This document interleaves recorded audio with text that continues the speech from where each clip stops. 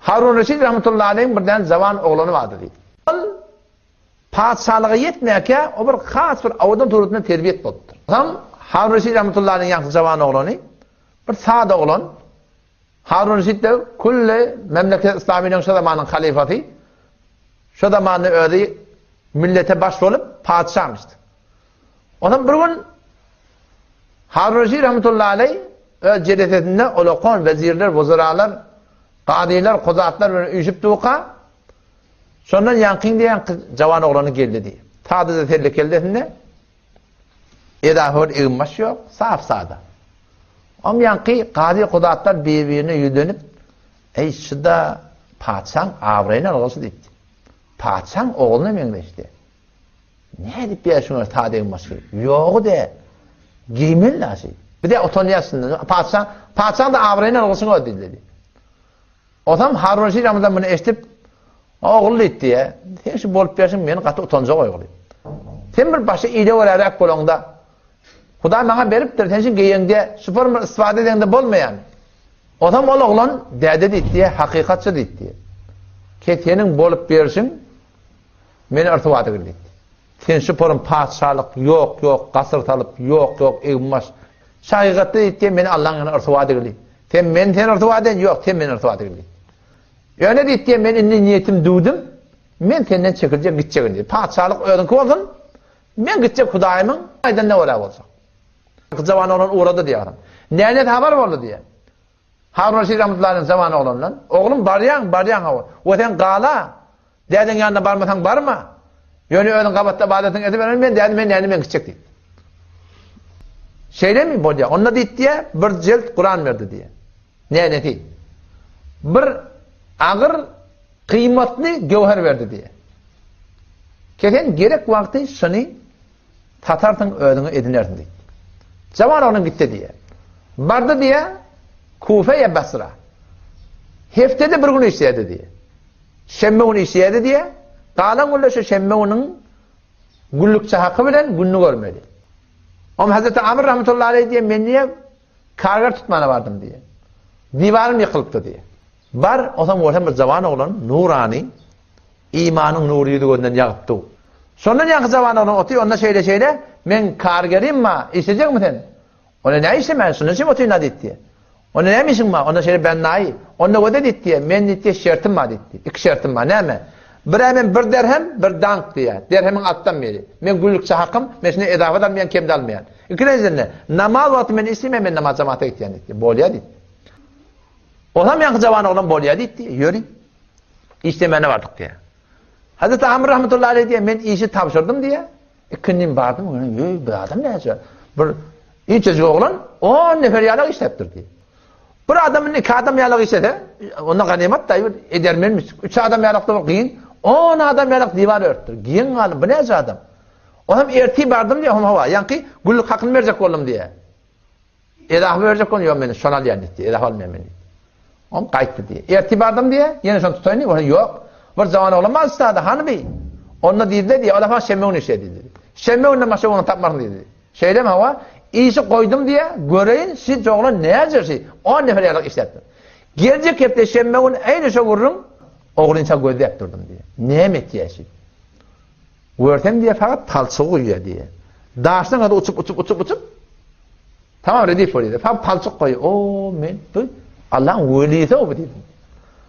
Hadise geliyor da bir adam mescide attığı olsa mescide falan doğru bir adamlar mescide var ya. Doğru mescide var ya. Ferişteler şu adamın işine kömekçi diye. Medinede gelip ferişteler şu adamın ayadatına geliyordu diye. Günün sonra bereket sinden geliyor Müslümanlar. O zaman ben bildim mi Allah'ın velisi tekrar o. Akşam araba oldu diye gözde yaptıran belli etmedim diye. Onda işler hem verecek oğlum diye. Onda yok geliyor yok. Ben daha ne mi denettim diye. Ben şöyle hakkım verdim. O zaman sonra niye? Kayıttım diye. Kayıttı diye. İnni kefte gödeştim diye adam. Yine son tutacak mı diye.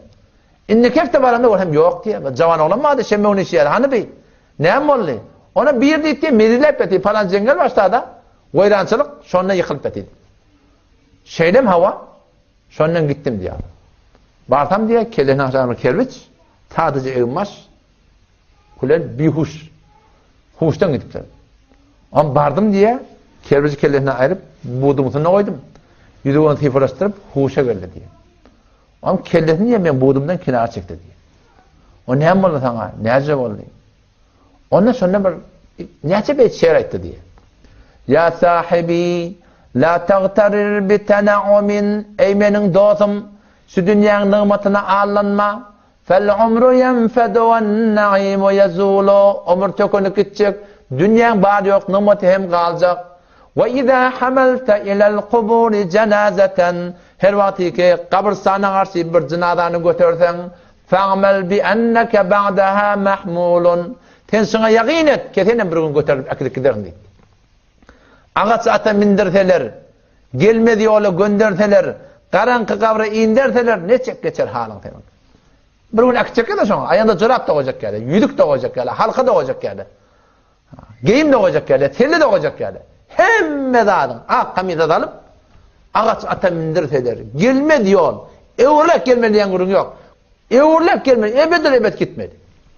Karanlık kabra indirseler, şu da, birazcık giyecekten davet, Allah'ın hoppa barkat böyle. Heyvay da heyvay. Hiç yer görün ha. Karanlık kabra indirseler ne çek geçer halın senin. Sondan yankı zaman olan şiir okuyor. Adam sondan bana deyip şeyle. Ben ahir hayatım, ben dünyadan kayıtmakçı. O ben gitmeli olsam deyip diye. Ben ölemden sonra beni evin başımda, taze evin başımda. Sünnet kefirle deyip diye. O can olsun, kalhan kefen arayın.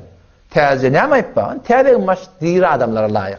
Ölümden sonra teyze olan önemli, köyde olan çürüyecek bir diye.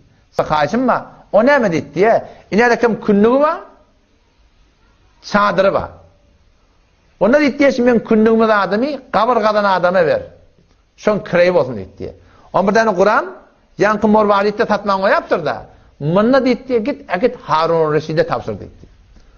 O şuna ait keçeyli bir cavan olan musafir şunu sana verdi. Sen havarın olsun şeyle bir yağ dedi ölüm sana gelemem kesen gaflatta yatan halatın dedi. Ama şey gitti dünyadan gitti. O hemen o sonra düşündüm o bir şahzademişti o. O zaman sonra niye? Bunu köpürledik. Aydan vatiyetine oraya gömdük. Günlükte adını kabirkene verdim. Ondan sonra niye alıp gittim diye. Gittim Bağdat'a diye. Bir beygirek durdum diye. Sondan atla çıkmandır diye. Önçek bir mün at çıktı diye. İkinciden mün at çıktı diye. Üçünciden mün at. 4.000, 5.000. Mün at geldi. 10. cemaatın sonuna Emir Mü'minin öyle bağlı diye. Sondan defelerine binip kıygırdım diye. Ya Emir Mü'minin. Bir beri maktam. Sen peygamberin artıklarından şunu aratıp diye. Dur sen işin var diye. Emir Mü'min şeyle gönderdi diye bir adam. Durdu diye yörtüp pardon diye. Selamun aleyküm ve aleyküm. Aydı ver. Deri Kur'an bilen yakı kök edin diye. Ondan şu ikidat amanat tana tavsırmadı. Şunu görüp Harun Reşid rahmetullahi ağlama durdu diye. Göllerinin yasayım. Derbarlarını tavsırdı diye şuna adamı saklan. Ben öğürklerini demesin yanıma getirdim dedi. O tam sonundan gidip diye öğürk geldi diye. O zaman ben ne gödeşipti onun ya kasırda. Derban geldi diye şeyle Emir Mü'minin sana geldi diye. Ona şeyle demek onu tanıyan mı? Ona sen onu tanıyan. Ona ben oğlum Mehmet dedi. Ona kargıçlık dedi. Ona sen de şunu iş ettin mi? Ben iş ettim dedi. Sen şu peygamberin neslinden beri önümetelle. Sen şunun tiyile hormatını derine içeklendi olmayan. Ondan ya Emir Mü'minin dedi. Avvala Allah'dan mezret orandı senden. Ben onun kimliğini ölecek vaktinde bilim dedi. Ona sen ödüm yudun mu sonra? Ödüm yudun dedi. Berelim dedi. Elim ver. Elini korsanatına koyup bir. Yamnak diye şiirler ayıttı diye. Adam soğuram diye yürü gidelim kabrına dedi. Kabristana karşı gittik diye. Bardık diye kabrını mülakat etti diye. Katen Arap oldu Harun Reşid rahmetullahi aleyh. O zaman sondan Hazreti Amr rahmetullahi aleyh ben gece yattım diyor. Dişimde diye bir nurdan bulan morvarit, bir nurdan bulan bir gümmet gördüm diye.